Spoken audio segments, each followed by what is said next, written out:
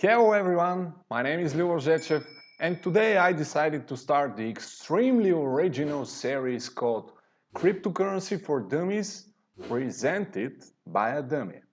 It will be really educational. The first episode will be about the face of the revolution in decentralized transfer of value, the one and only Bitcoin. Before I begin, I want to make a quick clarification. The goal of this series will be to explain the top 20 coins the way I understand them. So feel free to tell me in the comments how stupid I am. Let's begin! What is Bitcoin? Bitcoin is the first decentralized cryptocurrency.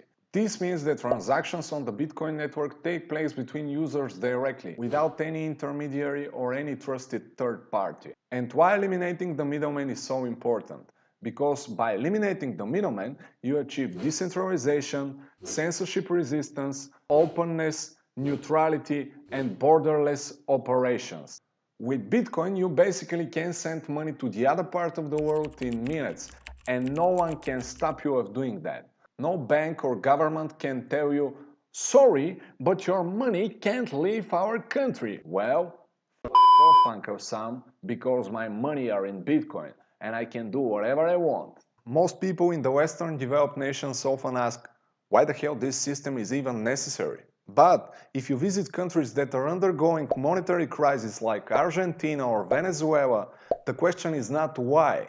The question is, how the hell can I get out of this useless Bolivar and get into Bitcoin? Here is a real-world use case of Bitcoin for a Western boy like you. Let's say you go to Vegas. There, you lose all of your money in the casino.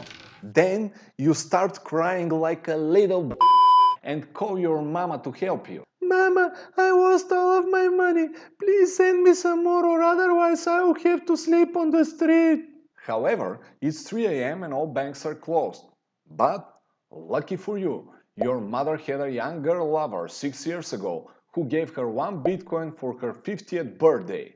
So, your mom opens her Bitcoin wallet, pastes your Bitcoin address, and sends you 0.1 BTC.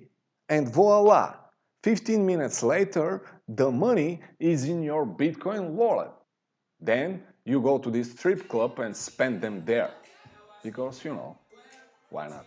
I know what you're thinking right now. Who the hell was so generous to your mom and gave her a whole Bitcoin 6 years ago? Well, that's a mystery, my friend. And the biggest mystery surrounding Bitcoin is who started it all. Actually, Bitcoin was invented by Satoshi Nakamoto, an unknown person or a group of people. Intentionally mysterious, the author of the legendary Bitcoin white paper hasn't left many clues about himself. And the little personal information he has provided has thought to be purposefully misleading. Nothing but smoke and mirrors. And probably this was the goal from the very beginning. Bitcoin was launched on the 3rd of January 2009 when Satoshi Nakamoto embedded this text in the Genesis block. This note is considered to be a mocking comment of the instability of the current financial system. Bitcoin was created to be adopted from people as their own and to form a truly democratic and decentralized community, not only from technical, but also from political perspective. In the title of its white paper, Bitcoin is presented as a peer-to-peer electronic cash system. Digital money in a way. And what is money?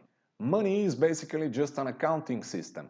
It is a way of recording who owns what and who owes what to whom. Before Bitcoin came into existence, you needed somebody who could stand as the central issuer. Someone who would guarantee that the money was real. And for centuries, governments and central banks were doing that. Bitcoin is also just an accounting system.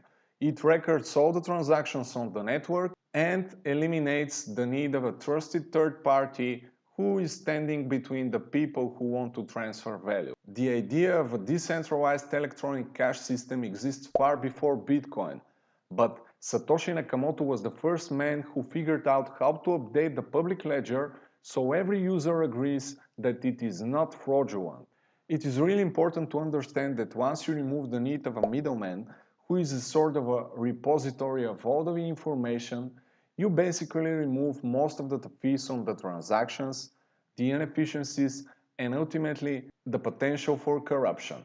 Bitcoin technology automates that trusted third-party function by putting it on an open ledger so anyone can see it and so you know that you're not getting a counterfeit Bitcoin when you make a transaction. How does it do that?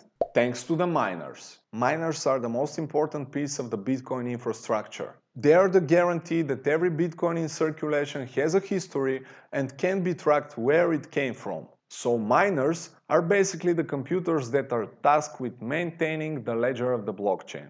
They have to verify every single transaction to make sure it is trustworthy, to put it into the ledger and distribute it across the network. This sounds like a job with a lot of responsibilities. In addition, these computers drain a lot of electricity power to get the job done. So a reasonable question is, why do they do that? What is their personal interest of doing that?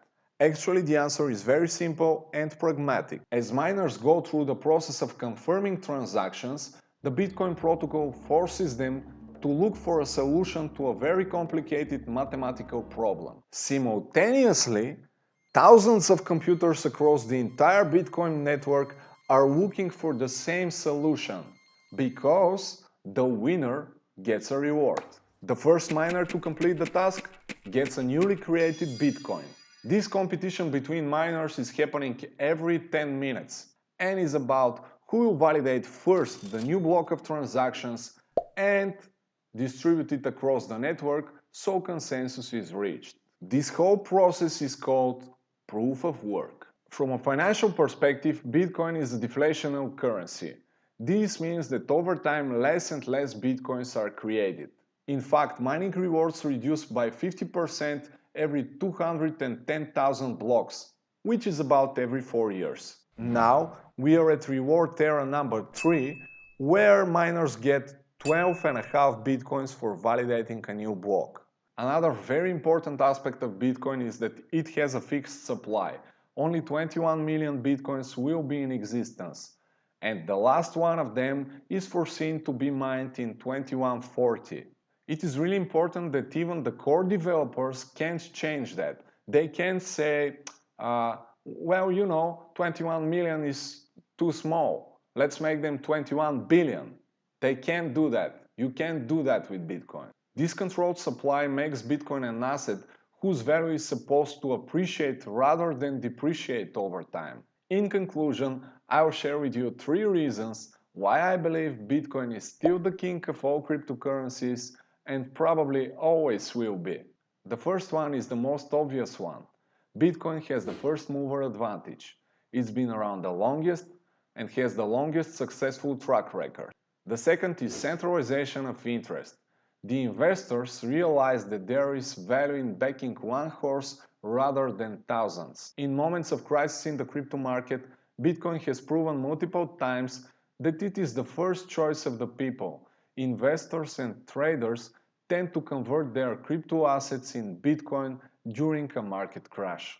And last but not least, another reason for Bitcoin's supremacy over the other currencies is Satoshi Nakamoto. Most other cryptocurrencies have creators and leaders who exercise control and are now celebrities. On the other hand, the mystery behind the creator of Bitcoin leads us to believe that there is no one at the helm.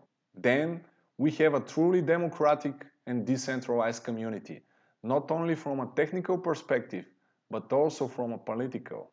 If you want to create a legend, you can't put a mere mortal at its core. There must be a messiah-like figure, a theoretical entity who is now long gone, and only his legacy lives on. In my opinion, and this is not a financial advice because I'm not a financial advisor, Bitcoin has a place in any investor's portfolio. I believe that its place in the crypto universe is settled forever, and its key advantages makes it the strongest contender for dominance in the future of blockchain technology. Before I end this video, I want to tell you that I am part of a team that made a Udemy course covering the fundamentals of blockchain technology, trading, investing, the main cryptocurrencies. I will put a link in the description so you can get it for free.